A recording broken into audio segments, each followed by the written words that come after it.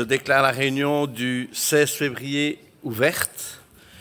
Avant de passer la parole au chef de groupe, je tiens à excuser Madame la gouverneure faisant fonction. Au niveau de chaque groupe, Monsieur Rassin, Madame Chêne,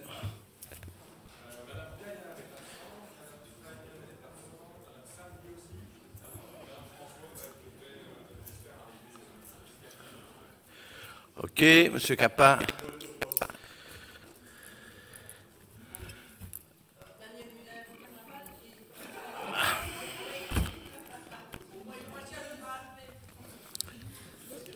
Merci, Monsieur Lejeune.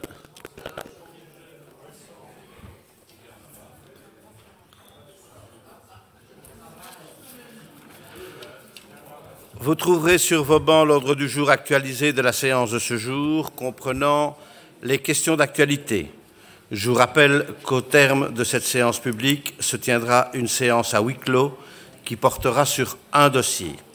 Mais avant toute chose, je souhaiterais que nous respections une minute de silence pour les victimes du tremblement de terre en Turquie et en Syrie.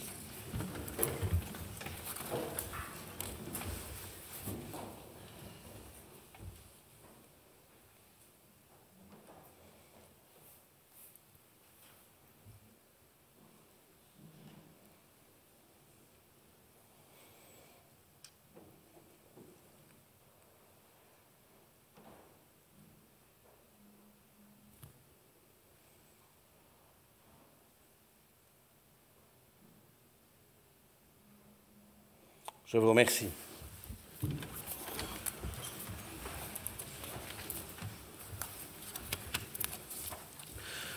Point 1 de l'ordre du jour actualisé, lecture du résumé du procès-verbal de la réunion du 26 janvier 2023. Je donne la parole à Monsieur le Premier secrétaire pour la lecture de ce résumé. Merci, Monsieur le Président. La réunion du 26 janvier 2023 est présidée par Monsieur Jean-Claude Jadot, assisté de Madame Victoria Van de Berg et de moi-même. La séance est ouverte à 16h35. 48 membres y assistent. Monsieur le gouverneur et Monsieur le directeur général provincial assistent à la séance. L'Assemblée entend une communication de Monsieur le Président. Monsieur le Premier secrétaire donne lecture du résumé du procès-verbal de la réunion du 15 décembre 2022. L'Assemblée entend les réponses du Collège provincial aux questions d'actualité, repris sous les documents 22-23 A07 et A08. Les amendements budgétaires 22-23 AB01 et AB02 sont rejetés. L'Assemblée adopte à l'unanimité les documents 22-23, barre 123, 125 et 127. L'Assemblée adopte les documents 22-23, 128 à 130. Le Conseil provincial prend acte du document 22-23, barre 126. Le procès-verbal de la réunion du 15 décembre est approuvé. Merci, Monsieur le Président. Merci, Monsieur le Premier secrétaire. L'approbation du procès-verbal interviendra en fin de réunion. Vous trouverez sur vos bancs l'ordre du jour des questions d'actualité qui comporte 2 points. Le document A09, question d'actualité d'un membre du Conseil provincial relatif aux actions concrètes portées par l'institution provinciale en faveur des victimes des séismes en Turquie et en Syrie. Et le document A10, question d'actualité d'un membre du Conseil provincial relatif à l'initiative de la province en matière de cartographie aérienne thermique et de géothermie. Je me permets de vous rappeler que, conformément à notre ROI, après développement de la question par son auteur, un membre par groupe politique peut intervenir sur la question pendant 2 minutes par intervenant. Le député concerné prend ensuite la parole pour la réponse et à l'issue de la réponse, l'auteur ou le co-auteur peut exprimer sa réaction pendant une durée de 2 minutes. Pour la première question A09, je donne la parole à M. Rafik Rassin. M. Grégory Piron. Merci, Monsieur le Président. Chers collègues, quelles sont les actions concrètes portées par l'institution provinciale en faveur des victimes des séismes en Turquie et en Syrie? À l'heure d'écrire ces lignes, le bilan du séisme en Turquie et en Syrie s'élève déjà à plus de 33 000 morts, selon les sources officielles. Selon l'ONU, ce bilan pourrait encore doubler. Le bilan de ce jour fait état de 44 000 morts. L'Organisation mondiale de la santé avance de son côté le chiffre de 26 millions de personnes touchées par les séismes, avec 5 millions considérées comme particulièrement vulnérables, dont 350 000 personnes âgées et plus de 1,4 million d'enfants. Les images qui nous proviennent des zones sinistrées sont effroyables. Des familles complètement décimées, des survivants sous le choc qui errent dans les rues, des villages et des quartiers entièrement rasés. En Syrie, ce drame s'ajoute aux ravages de 12 années de guerre et d'un embargo criminel qui a plongé 90% de la population syrienne dans la pauvreté. Face à cette catastrophe, les actions de solidarité se multiplient et l'aide internationale s'organise avec plus ou moins de succès. Les équipes belges de BIFAS n'ont pas été très fastes, mais elles sont enfin déployées et vont construire un hôpital de campagne. En province de Liège, plusieurs initiatives individuelles, associatives et institutionnelles de collecte de dons ont vu le jour dès l'annonce de la catastrophe. La province de Liège a relayé dans un communiqué les différentes initiatives des villes et communes. Même si les centres de collecte ne couvraient pas l'ensemble du territoire, cela a permis l'envoi de plusieurs camions vers les zones sinistrées ce lundi. Cet élan de solidarité n'est pas près de ralentir et les dons continuent à affluer samedi passé. Les besoins sur place non plus ne sont pas près d'être rencontrés. Plusieurs questions se posent donc. Les différents centres de collecte ont prévu de fermer le 11 février. Est-il possible de concerter les différentes initiatives communales pour s'assurer qu'elles puissent se prolonger un minimum ? La province et ou les services du gouverneur peuvent-ils libérer du personnel pour aider à garantir l'ouverture d'un ou de plusieurs centres de collecte ? Un des plus grands problèmes rencontrés est l'acheminement et la disponibilité des camions transporteurs. Quelles sont les possibilités au niveau du charroi provincial ? Enfin, quelles possibilités existent au niveau du personnel provincial ou des services du gouverneur pour intégrer des missions d'aide sur place ? Merci pour vos réponses. Je vous remercie, monsieur le conseiller. Quelqu'un souhaite-t-il intervenir ? Personne ne souhaite intervenir. J'invite donc monsieur Luc Gillard, député provincial président, à la tribune pour la réponse du collège provincial à cette question. Merci, monsieur le président. Chers collègues, comme de très nombreuses personnes, j'ai été et reste bouleversé par les conséquences des 2 tremblements de terre survenus ce 6 février sur la faille est-anatolienne, touchant comme rarement auparavant le sud-est de la Turquie et le nord de la Syrie. Les douloureuses images et informations qui nous parviennent m'ont ému à plus d'un titre. L'étendue de la population et du territoire touché, la survenue nocturne et en pleine offensive hivernale de ces tremblements de terre, dès lors le nombre de victimes à craindre, l'angoisse de leurs proches. Je souhaite réitérer depuis cette tribune tout mon soutien et ma solidarité aux victimes, mais aussi à nos collaborateurs, à nos collègues au sein même de cette Assemblée, je sais certains particulièrement concernés, ainsi qu'à nos concitoyens dont les proches ont été touchés de plein fouet par ces catastrophes. Leur douleur est nôtre. Dans de telles circonstances, les mots ne suffisent évidemment pas. Dès le 6 février, en milieu de matinée, alors que le second tremblement de terre n'avait pas encore frappé, j'ai été informé des initiatives qui se dessinaient au sein de notre population. Simultanément, de nombreuses communes et CPS, vous l'avez rappelé, ont fait offre de services pour l'organisation de collecte de matériel de première nécessité. Dans ce cadre et complémentairement aux initiatives civiles et associatives, un collectif liégeois s'est constitué.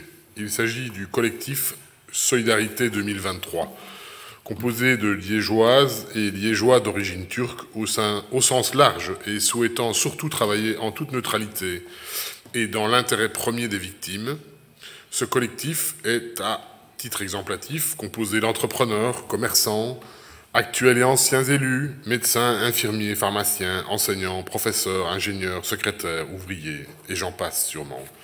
Des femmes et des hommes, des liégeois et des liégeoises, ayant par ailleurs connu les tragiques inondations du 14 juillet 2021 et percevant immédiatement les difficultés logistiques qui allaient se dresser pour venir en aide aux innombrables victimes.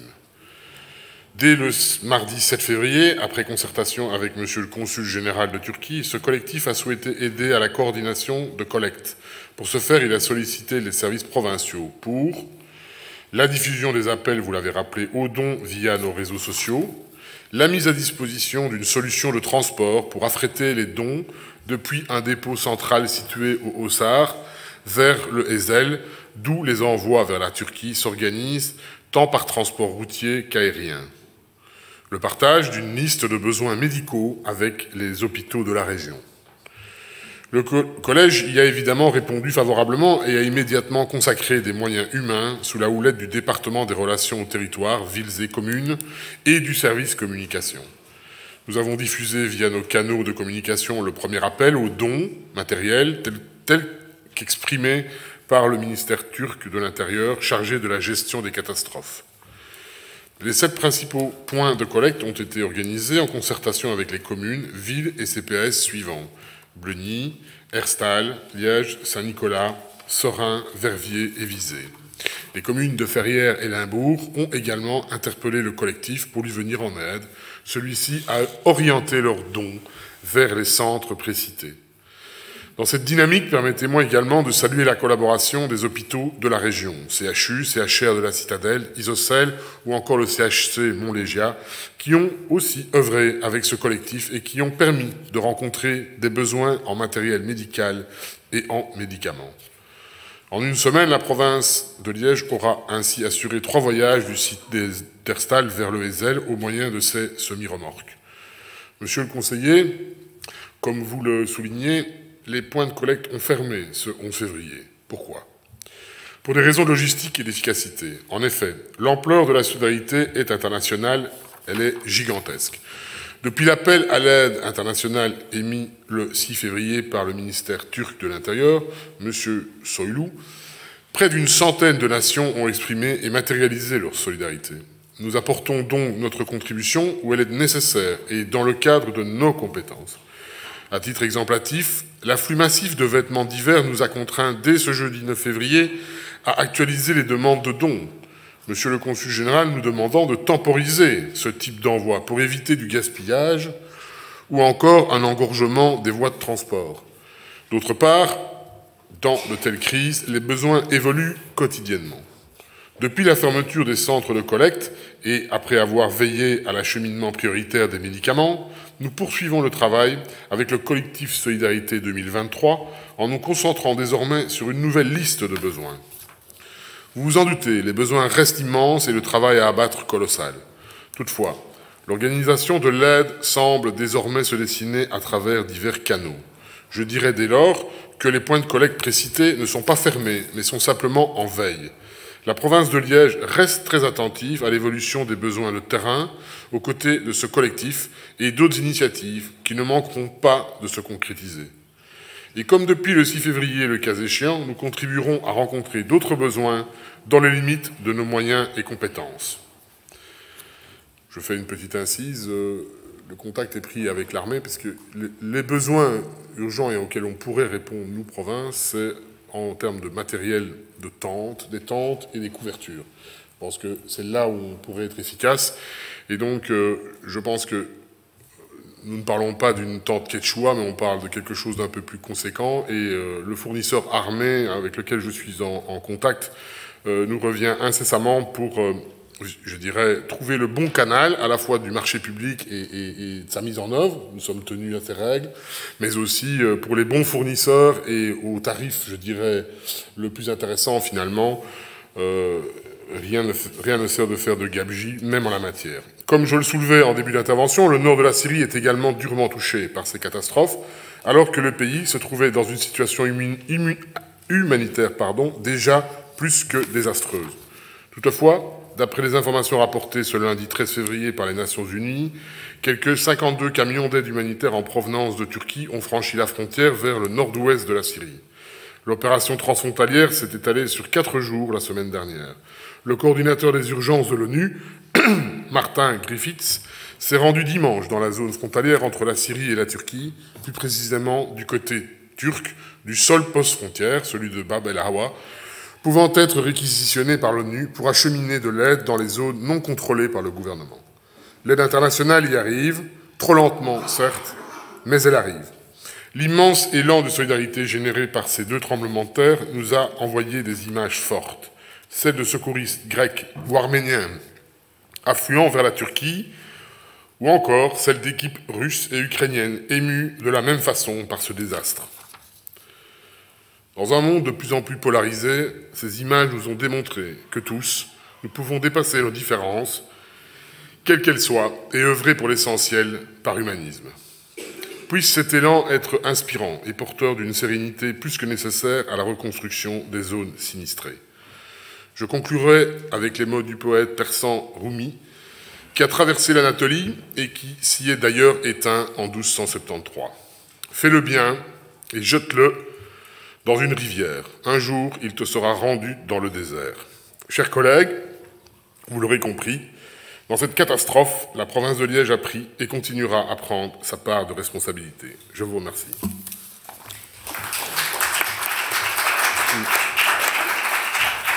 Merci, monsieur le député provincial président. Une réaction, Rafik?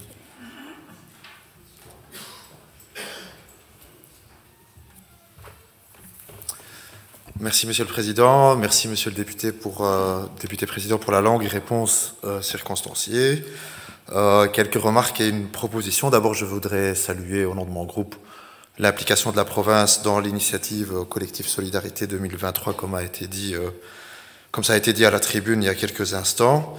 Pour les réponses précises qu'on a eues à nos 3 questions, sur l'ouverture des centres de collecte, c'est pas l'écho que j'ai eu en tous les cas samedi en m'y rendant à celui de Roucourt. Il y avait vraiment encore beaucoup de personnes qui n'ont pas pu venir apporter leur don du fait que ça n'a été ouvert finalement qu'un jour du week-end sur la semaine.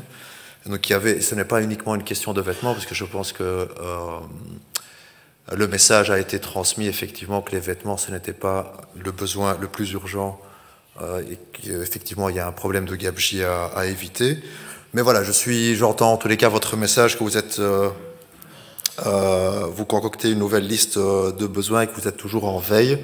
J'espère honnêtement que le marché public des tentes et des couvertures sera bientôt fait et qu'on pourra envoyer ça en Turquie et en Syrie.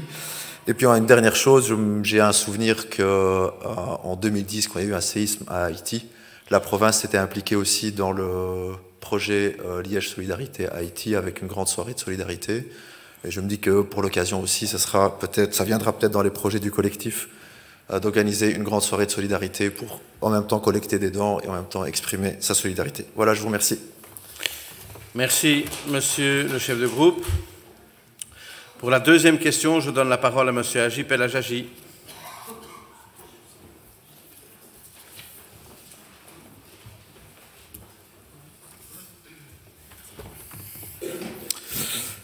Chers membres du Conseil provincial, la crise énergétique est un sujet de préoccupation majeure au sein de notre population et nos représentants communaux.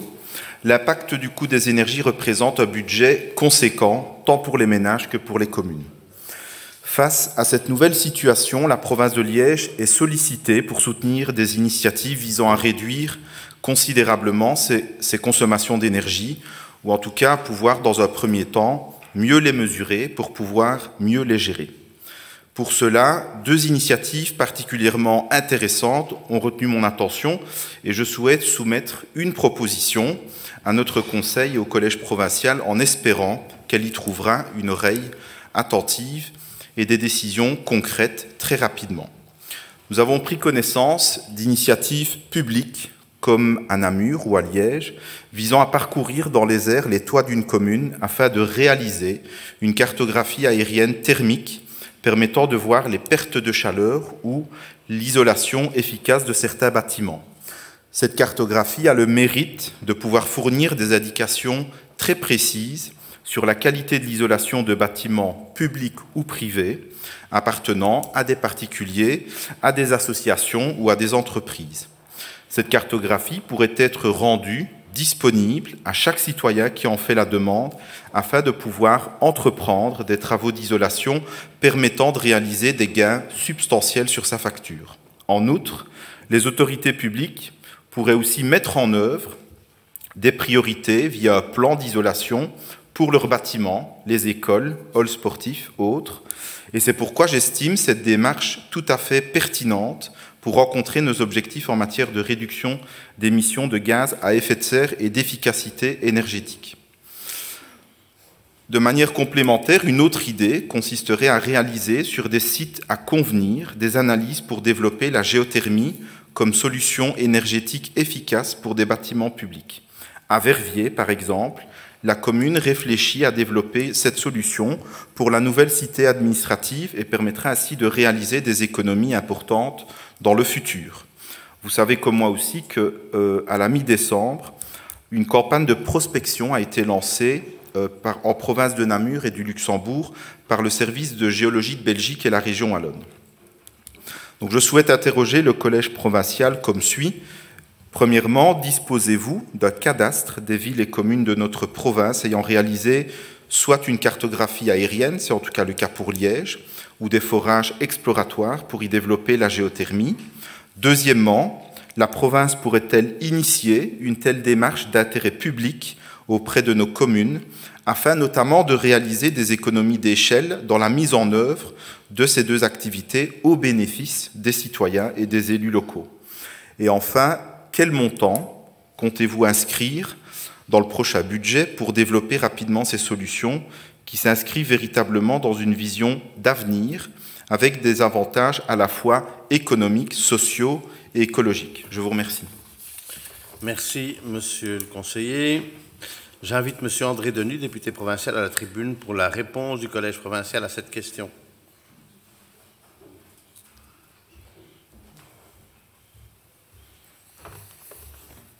Merci, Monsieur le Président.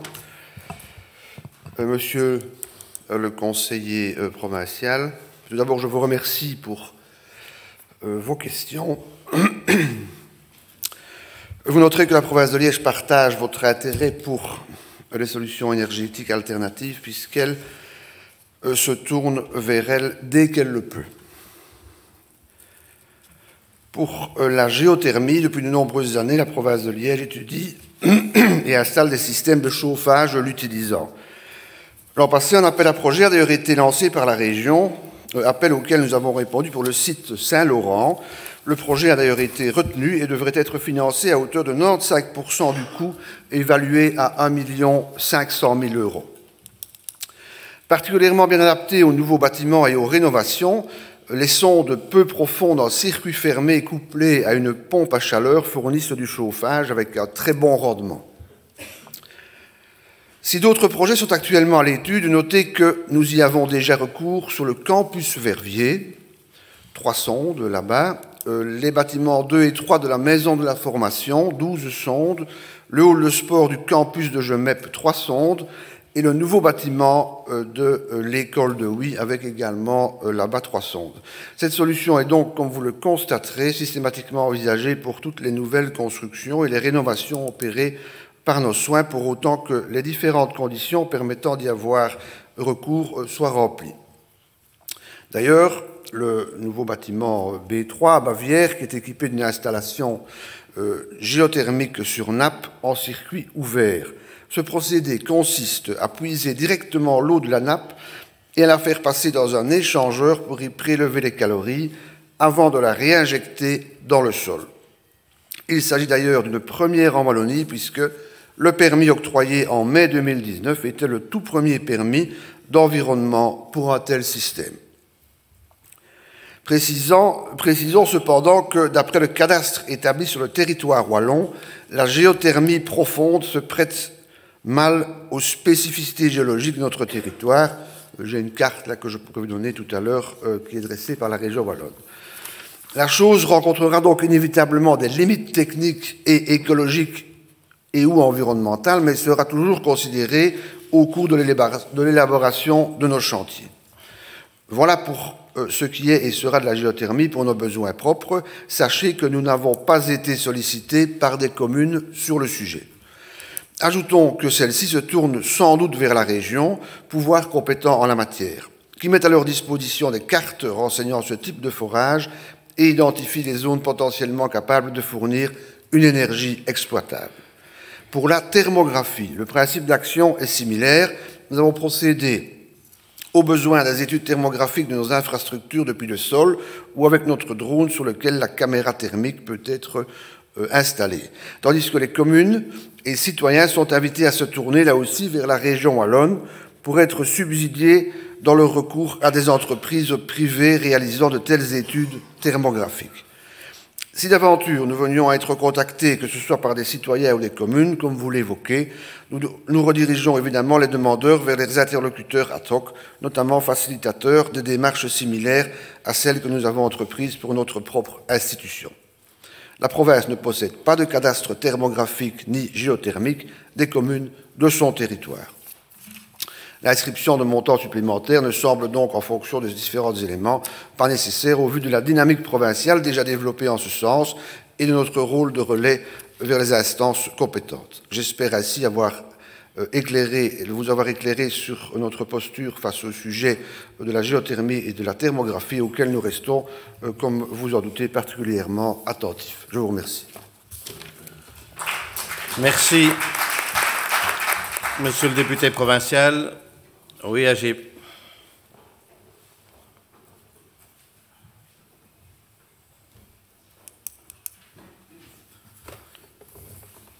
Merci, monsieur le député, pour vos informations. Donc, effectivement, je prends bonne note que la province a déjà initié une série de projets. Et je pense effectivement que c'est un signal très positif. Maintenant, ce qui m'avait interpellé dans la presse, c'est qu'en tout cas pour la province de Namur et du Luxembourg, c'est au départ de la province qu'ils ont initié des projets de ce type, en essayant véritablement de permettre aux communes de réaliser des économies d'échelle dès l'instant où les équipements sont déplacés sur le territoire de la province et permettent alors, en une journée, en une semaine, de pouvoir réaliser une série d'interventions.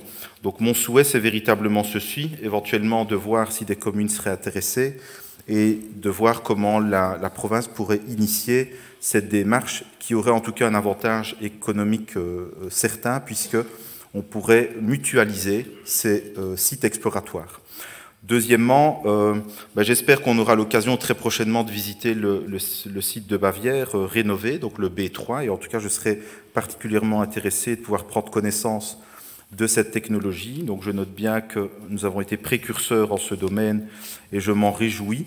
Peut-être une proposition, c'est qu'à l'occasion d'une journée d'études de la province, nous pourrions peut-être visiter la ville de Liège, qui en tout cas dispose aujourd'hui d'un retour d'expérience sur les cartographies thermiques aériennes et pourrait peut-être déjà nous donner une série d'informations sur les économies réalisées tant par le service public que par les particuliers. Je pense effectivement que c'est en mettant en avant les résultats d'une telle démarche que nous pourrions susciter des intérêts auprès des autres communes de la province. Je vous remercie. Merci, monsieur le conseiller. Je suppose que vous n'ignorez pas que lors de notre prochaine séance de conseil, nous irons visiter le site de Bavière, le B3. Donc, on aura l'occasion de vérifier sur place. En avril, pardon, je me trompe, c'est en avril. Le point 3 de l'ordre du jour, le document AB03, amendement budgétaire, soutien aux agents provinciaux face à la crise énergétique. Ce document a été soumis à l'examen de la deuxième commission. J'invite le rapporteur, M. Moustapha Badji, à nous en faire connaître les conclusions.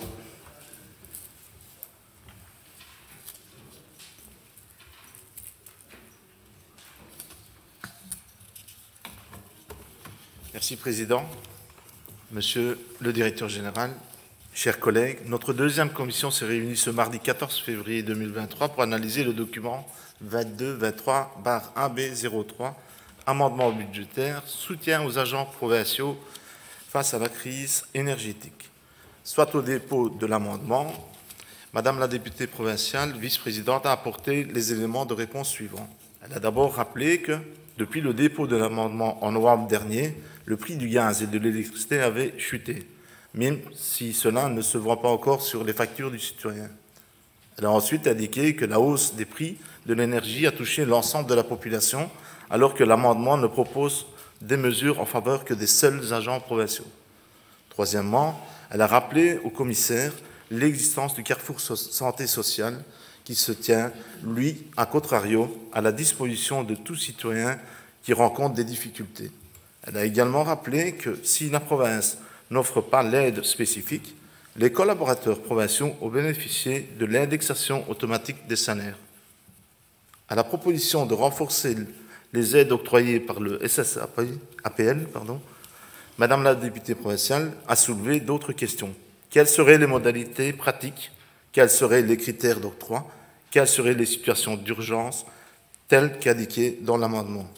Elle a également rappelé que l'institution provinciale connaîtra entre 8 et 10 indexations salariales au profit des agents entre 2021 et 2023. Ces indexations coûtent chacune 3,5 millions d'euros. En réponse aux propositions formulées ensuite dans l'amendement, Madame la députée provinciale mentionne que la province de Liège ne peut pas recouvrir à une centrale d'achat pour ses agents, car les bénéfices d'une telle centrale ne peuvent être que le pouvoir adjudicateur, et donc pas des citoyens. À ce propos, elle rappelle que des communes organisent déjà des centrales d'achat, et que la province n'avait donc pas de raison de s'immiscer dans ces procédures. Enfin, elle a indiqué avoir interrogé le SSAPL et que celui-ci répondait qu'il ne ressentait pas davantage de demandes d'aide spécifiques pour les énergies. Seulement 4 demandes ont été formulées en 2022 et 3 aides ont été octroyées sur 3000 agents.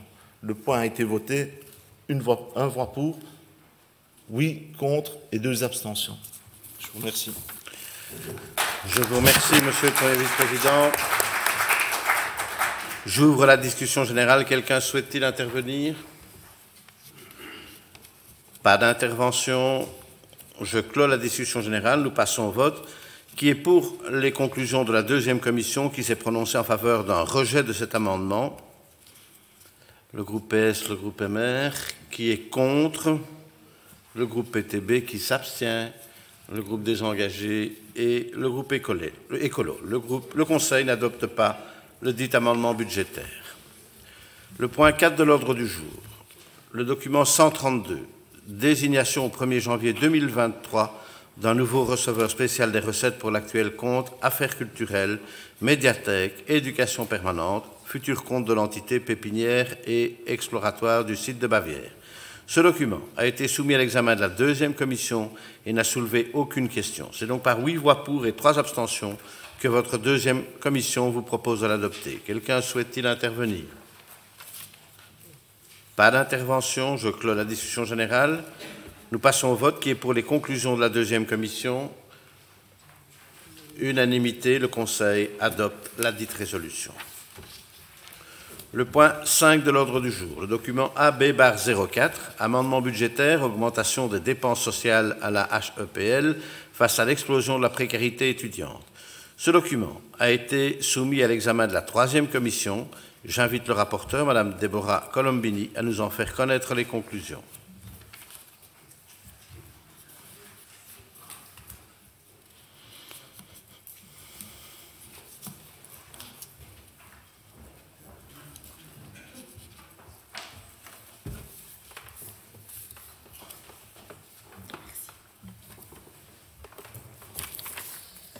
Chers collègues, à la question « Pourquoi ne pas augmenter le montant des subventions ?», il est rappelé que le montant est fixé par la communauté française en fonction du nombre d'étudiants.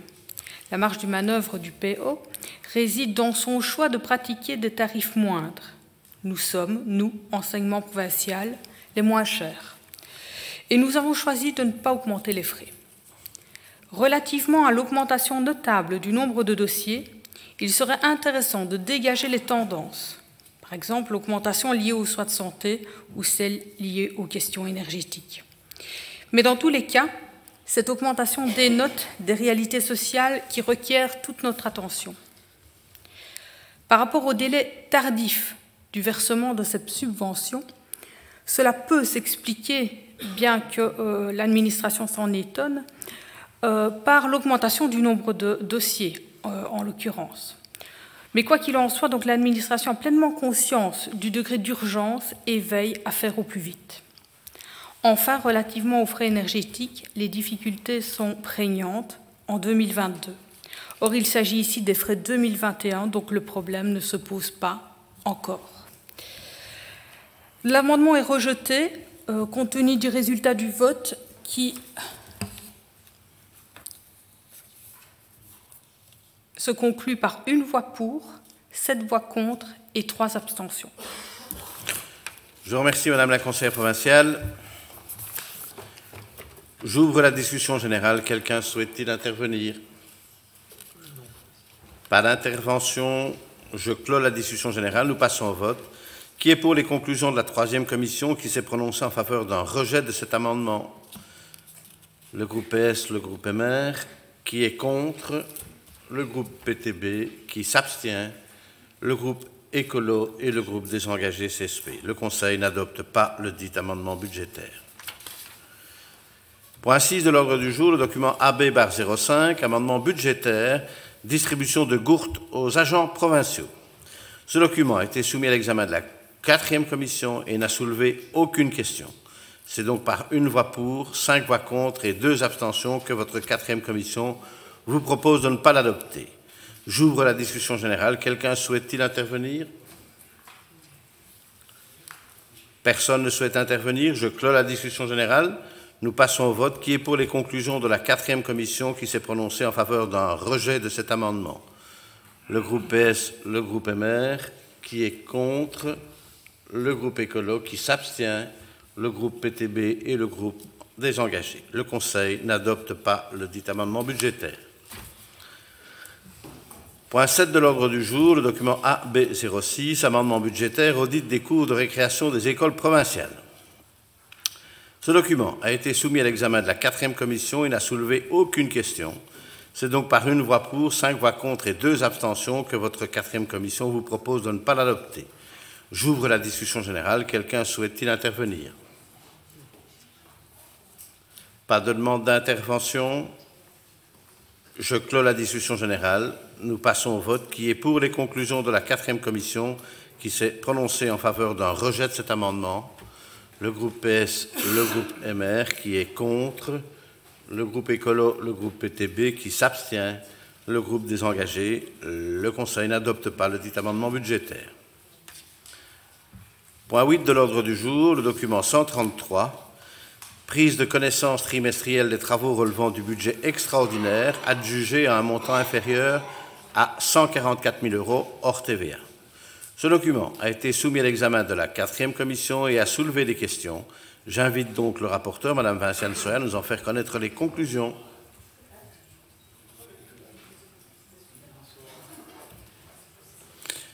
Vous avez la parole, Madame la conseillère.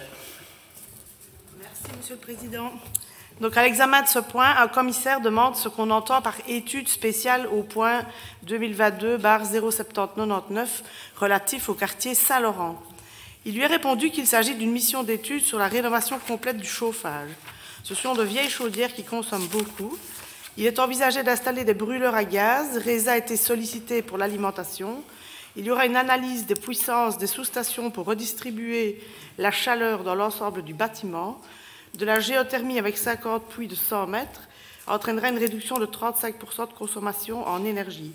L'esquisse est réalisé par la province et le cahier des charges par un bureau d'études. C'est la meilleure solution possible. Donc, il n'y a pas de vote. Je vous remercie, Madame la conseillère provinciale. Quelqu'un souhaite-t-il intervenir? Pas d'intervention. Je clôt la discussion générale. Il s'agit ici d'une prise de connaissance. Le Conseil prend connaissance de la dite résolution. Point 9 de l'ordre du jour, le document AB-07, amendement budgétaire, modification de la taxe sur les agences bancaires. Ce document a été soumis à l'examen de la 5e commission. J'invite le rapporteur, M. Jean-Claude Meurens, à nous en faire connaître les conclusions. Merci, Monsieur le Président. Chers collègues, votre 5e commission s'est réunie hier afin d'examiner l'amendement budgétaire au budget provincial 2023 visant la taxe sur les agences bancaires. Le directeur financier présent à la commission donne les explications sur les fondements légaux et réglementaires en matière de taxation provinciale et rappelle la circulaire qui fixe les taxes énumérées en sa nomenclature. Le fait générateur de la taxe sur les agents bancaires est le poste de réception et le montant de la dite taxe est de 350 € par poste de réception. Donc la taxe est d'application pour les banques qui disposent de guichets où les préposés sont en contact direct avec le public. Une commissaire s'interroge sur les deux montants différents de la dite taxe. La taxe provinciale porte sur les établissements bancaires et non sur les postes. Il s'agit d'un montant de 372 € par établissement. La taxe existe depuis 1998.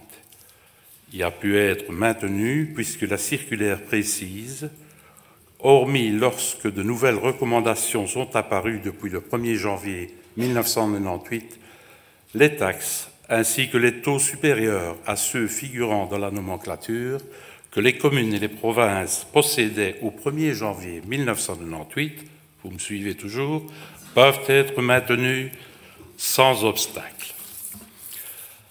La taxe provinciale s'applique donc à un montant de 372 € par établissement. En conclusion, prévoir l'exonération pour les distributeurs de billets est inutile puisqu'ils ne sont pas taxés. La province ne peut taxer ce qui fait l'objet d'une taxe régionale, ce qui est le cas pour les automates distributeurs. Pour le taux de la taxe, on ne peut le modifier, comme précisé ci-avant, l'augmenter en tout cas, et comme l'indique la circulaire. De ce fait, l'amendement ne permettrait de taxer que des établissements avec enseigne, sans automate, sans distributeur ou sans bureau, avec ou sans rendez-vous, c'est-à-dire rien, car cela n'existe pas en province de Liège. L'effet escompté de cet amendement ne serait donc pas rencontré, qui plus est, verrait les recettes diminuer de manière importante, voire totale.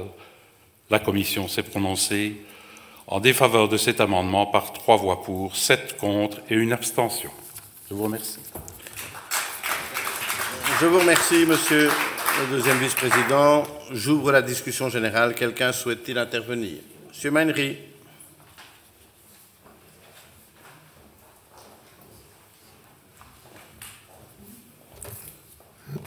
Pardon. Merci, Monsieur le Président. Merci, Monsieur Meurens, pour votre rapport, qui était très intéressant à entendre d'ailleurs, mais quand même quelques petites précisions. On entend bien les obstacles technico-juridico-administratifs à tout changement sur cette taxe, mais c'est un peu court comme réponse. On ne va pas toujours se satisfaire du « on a toujours fait comme ça ».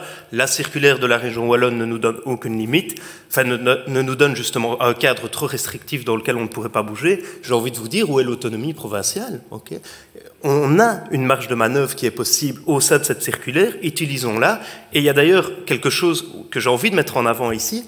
On est tous des mandataires qui disons toujours à nos administrés « Ah oui, c'est dommage, les banques ferment, il y a de moins en moins de distributeurs et on pleurniche avec eux et on dit qu'on les soutient. » Et nous avons ici une taxe qui taxe les postes de réception. C'est-à-dire qu'en fait, notre taxe décourage la présence de postes de réception et le contact direct avec les citoyens.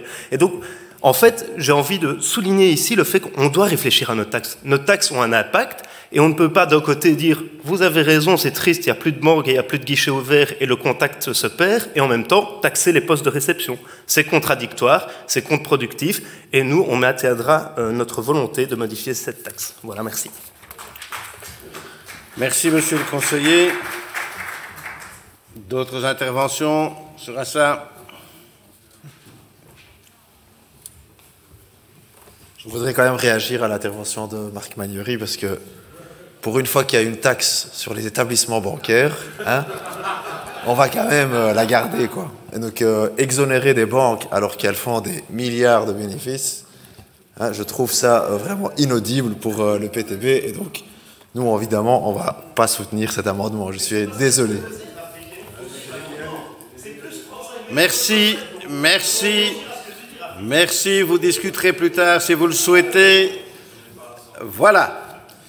Personne d'autre ne souhaite intervenir. Je clôt la discussion générale. Nous passons au vote. Qui est pour les conclusions de la 5e commission qui s'est prononcée en faveur d'un rejet de cet amendement? Le groupe PS, le groupe MR. Qui s'abstient? Le groupe PTB, les engagés. Qui est contre? Le groupe écolo. Le Conseil n'adopte pas le dit amendement budgétaire. Point 10 de l'ordre du jour, le document 134, réintégration dans le circuit administratif de la mosquée Fatih à Saint-Nicolas, avis favorable. Ce document a été soumis à l'examen de la 5e commission et n'a soulevé aucune question.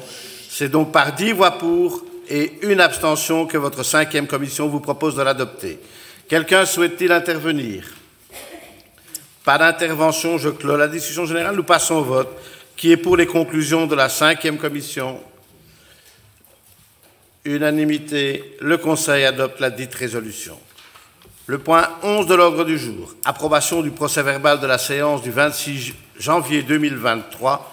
Aucune réclamation n'ayant été déposée en ce qui concerne la rédaction du procès-verbal de notre dernière réunion, je le déclare approuvé et déclare close la séance publique de ce jour. La prochaine séance ordinaire du Conseil provincial aura lieu le lundi 27 mars à 16h30. En application de l'article L. 2212-15 du Code de la démocratie locale et de la décentralisation et de l'article 50 de notre règlement d'ordre intérieur, je prononce le huis clos pour la